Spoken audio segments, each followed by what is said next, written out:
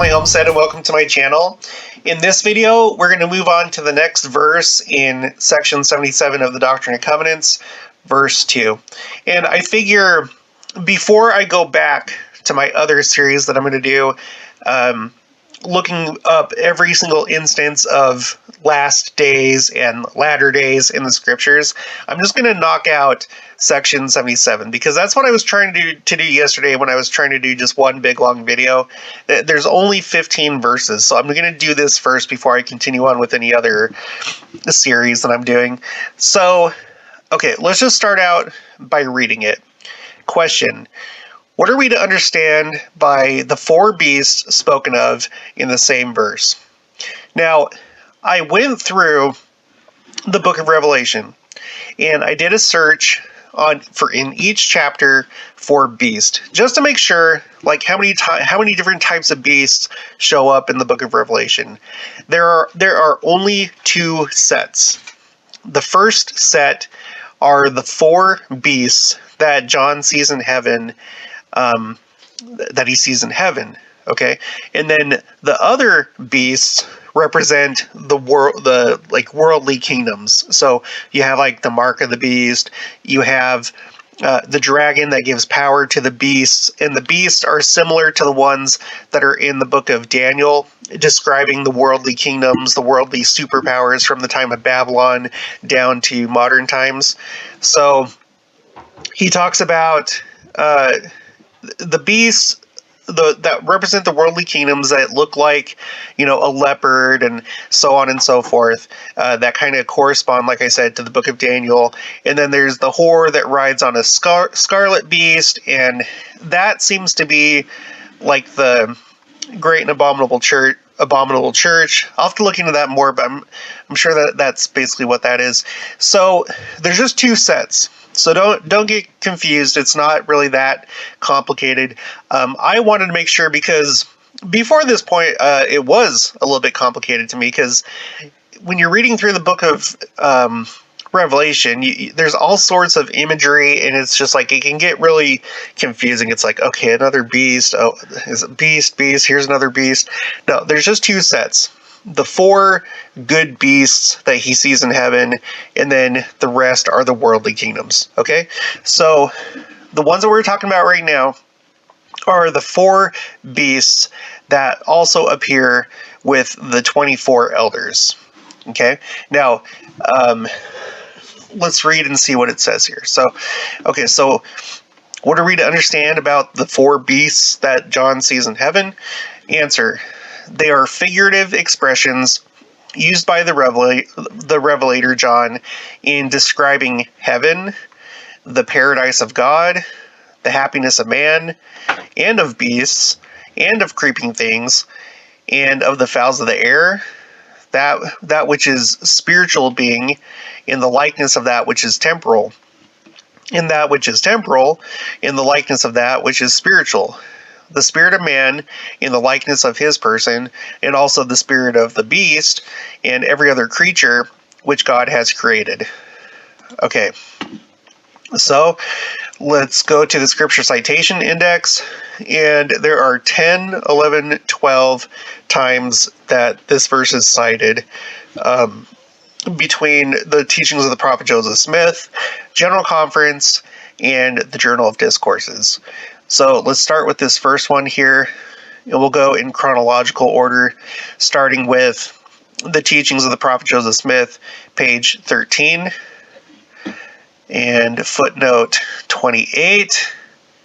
So it's probably going to be here toward the bottom. Okay, Kirtland, January 4th, 1833.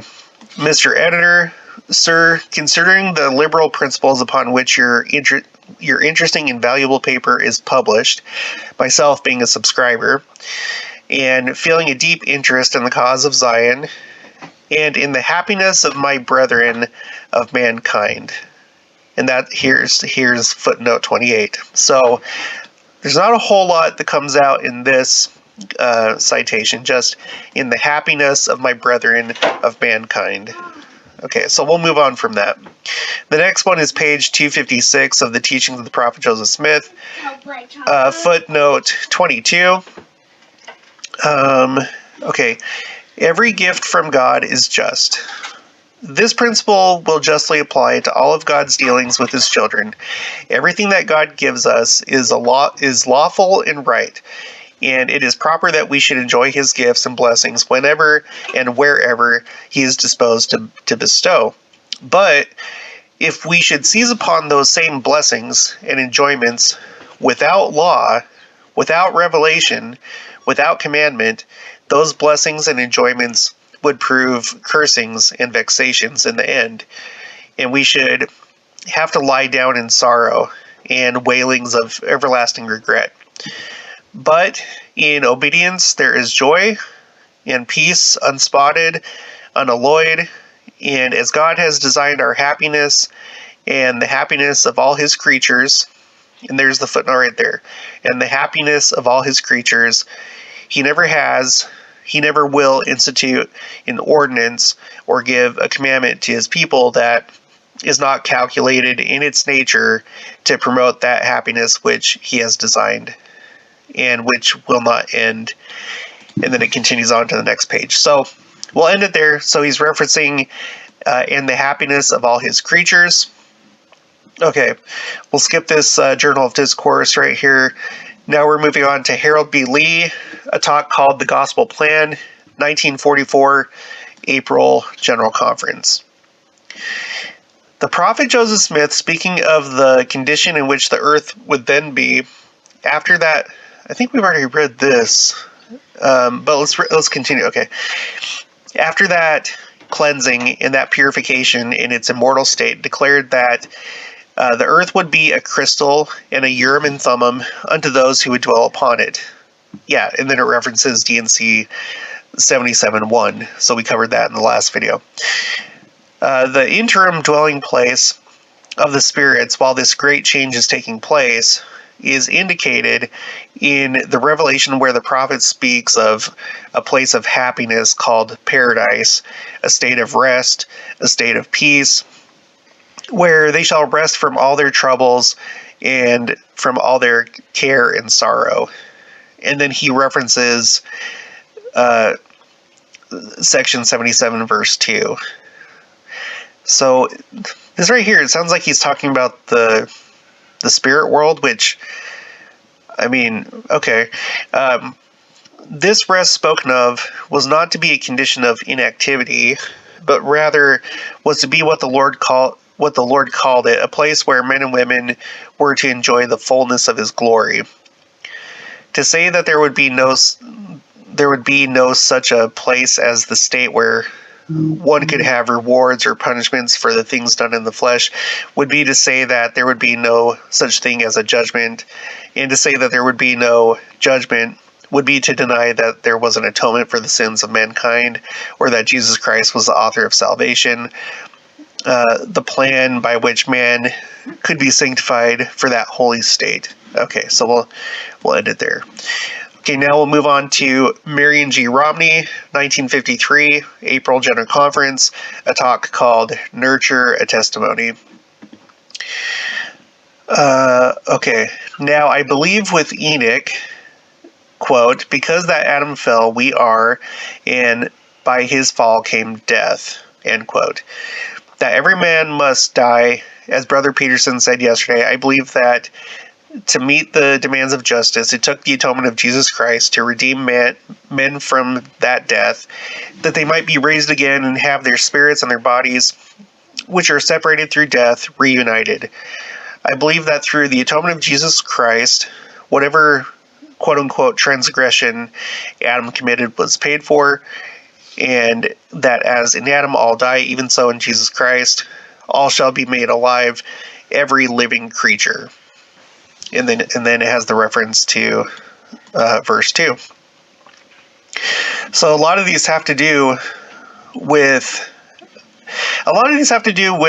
essentially animals, and it's interesting because the scriptures don't deal a whole lot with like the eternal state of animals. It's obviously mostly focused on mankind.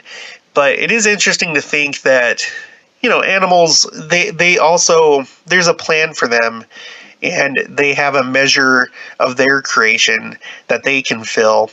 And it's kind of ironic because it's kind of yesterday. Gosh, it's really sad. Yesterday, I just got done doing the video yesterday, and there was like a commotion outside, and my girls were screaming, and my wife was, kind of screaming too. And what happened was there were these two white dogs, and I guess one of them was a husky. I didn't get a good look at it, but we have a couple outside cats, and one of them got one of our cats, the gray French Charolais cat, and grabbed it by the neck and ran off with it. And we were all terrified. There were some like neighborhood boys. Well, they were actually like visiting from out of town. We later found out, but they saw the whole thing. They chased the dogs like to another street, and I guess at that point the dogs dropped the cat, and then they picked her up, and she was still alive, but like really, really badly injured. Her lungs were pierced, or something. Her lungs or throat were pierced. She couldn't breathe. My wife, I don't know if you heard her, but her lungs or throat or something was pierced, like she couldn't breathe. But they brought her back. She was still alive, and then she ended up dying in my wife's arms. And there was a car that was looking for those dogs. It was the owner, and she came down, and I was like upset. And I was gonna like possibly ask if I could find the owners, like, hey, could you help pay for the bill, or maybe pay for the bill for the vet, because your dog's but like the car came down, it was this girl, and I could see that she was genuinely sad about what happened. She was like crying, and I had compassion, and that's what I wanted to do. I didn't want to get in a fight with whoever, but I wanted to like, hey, could you help with this? Because, but anyway, as I was talking to her, she kind of like, we were talking about it. As I was talking to her, our cat died, and it's sad. We love that cat, and she was a really sweet cat, but it's good to know through stuff like this, like what we're covering right now, that she's okay, and she's continuing, and I'm sure that she'll be our cat after this life too. That's my understanding, because I think Joseph Smith said something about like a horse of his that died, and that we would have our animals after this life. But don't quote me. I'm pretty sure I heard that. So it's just a beautiful thing to think that all of creation, of God's creation, there's a plan, right? So yeah. So now we're not letting our other cats. We have another cat. Yeah, we're not letting her stay outside. And actually, she's gosh, we have another. I know it's our fault. We have another pregnant cat. We didn't get her spayed, which is fine. We'll be able to get rid of the kittens, like give them to people. It'll be fine. But we're not doing any more outside cats unless they're boys. And even then, I'm not sure after what happened that we're going to have any outside cats. We'll just see. All right, moving on. Joseph Fielding Smith, 1964, October General Conference, a talk called Gratitude for the Restoration of the Truth. Let's see. Permit me to quote some other passages of Scripture from the Revelations that have come to us by a divine decree. And then he quotes it. The resurrection of a complete restoration. There's a strange doctrine in the world concerning the resurrection, even among... I'm not going to read this because he just kind of quotes it and makes the point simply by quoting it. Excuse me. Okay, let's move on from that. Now we have Harold B. Lee, 1973, October General Conference, a talk called Understanding Who We Are Brings Self-Respect. And Now, he says, now there are several precious truths in that scripture. First, we have a definition of what a spirit is as it relates to our physical body. What did it look like in that premortal world? If we could see it apart from our mortal body, a modern day prophet gave us an inspired answer. And then he quotes verse 22 or verse 2. I mean. Okay, so that's what he says. Let's go on to, okay, now this is interesting. We have two citations from Russell M. Nelson, one in 1998 and one in 2012. So again, it's interesting that President Nelson is quoting or citing this section so much. It's really interesting. And here we have another case where you have Harold B. Lee, which was a prophet. We have Joseph Fielding Smith, which was a prophet, and then Joseph Smith. Now, we do have George Q. Morris and Marion G. Romney, which were not prophets. But it's interesting how many prophets cite Section 77. And then two from President Nelson. Okay, 1998, October General Conference, a talk called We Are Children of God. The Spirit. Next I speak of the Spirit. Prior to our mortal existence here, each spirit, son, and daughter lived with God.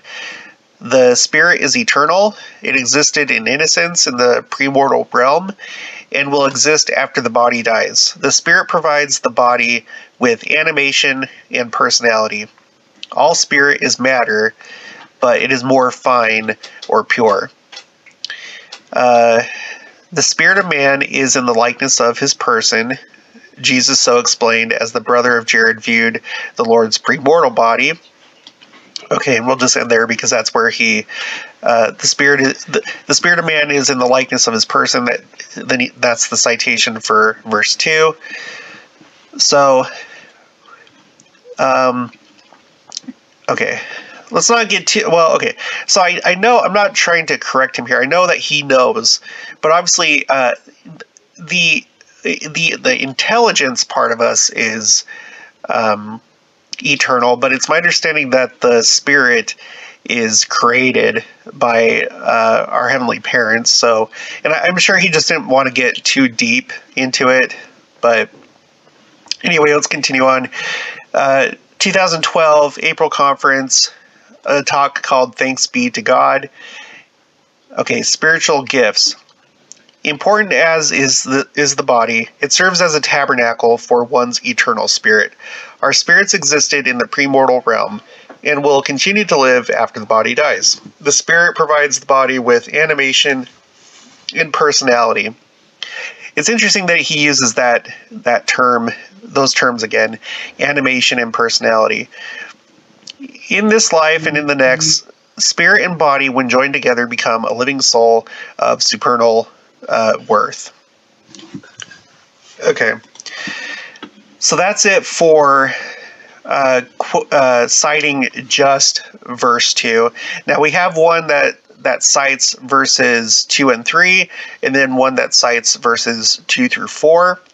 So actually, I'm going to save that for when we actually cover verse 3 and 4, because then we'll have to read verse 3 and verse 4 and it'll start to become its own thing. So I'll save that for the next videos. So there you go. There's verse 2 and what prophets have said about it.